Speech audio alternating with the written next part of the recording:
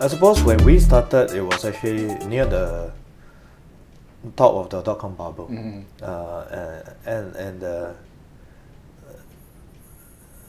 at the top of the dot-com bubble, you find that all kinds of sentiment change. So people believe that the world is going to be changed by the young startup companies and so on. I remember back then, I think Singapore ministers were even quoted on TV as saying, those guys in the 30s are better than those guys in the 40s. Those guys in the 20s are better than those guys in the 30s. Okay. That was a kind of a thinking sentiment.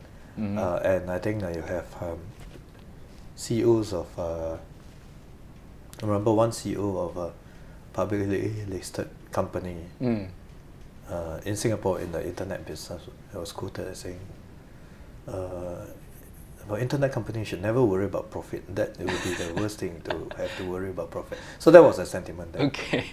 I think if you observe a stock market, you'll find that the sentiment change big time through all kinds of market conditions.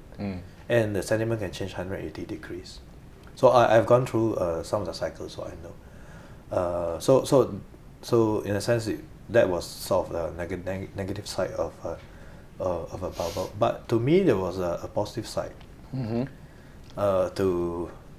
the first dot-com bubble.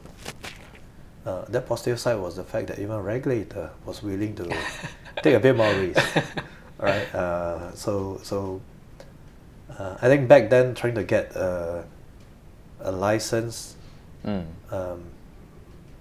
to try to get a dealing license is actually quite difficult. I remember back then when we look at some of the guidelines, it says to get a dealing license, the paid-up capital requirement is 2 million, which is fine.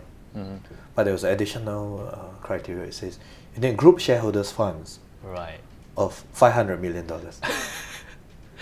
So that was a requirement. So because Singapore's financial sector, in a sense, was built on the basis of Singapore being able to attract all the big global financial institutions, or the MNCs and so on. So it was meant to be it's built through attracting the likes of Merrill Lynch and Credit Suisse and so on. I think they didn't imagine that the dealers would be companies that FundSupermart or iFast that were a startup.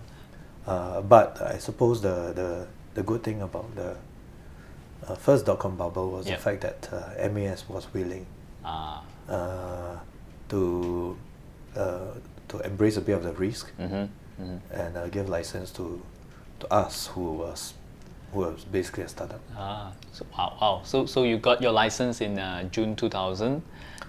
We sort of was told about the in-principle approval in June 2000. Right. By the time we formally obtained a license was December 2000. That's when we started actually transacting the trade dealing. And once you got that, and you can start selling your unit trust. That's right. How was the response from the market? We actually started off quite well because even before we officially obtained our license to deal, we already have our portal up on FundSupermart. So it was a content website back then. I think by middle of the year, the website was already up. I think by third quarter, it was already up. So we are basically generating content, doing a bit of what you're doing currently, interviewing fund managers, interviewing people writing out about articles. So some of the initial staff that we hired include some ex-journalists whom we hired to join us. So we started with a content website. So because of that, we already had some initial traffic and following on the website. So the day we got a license, when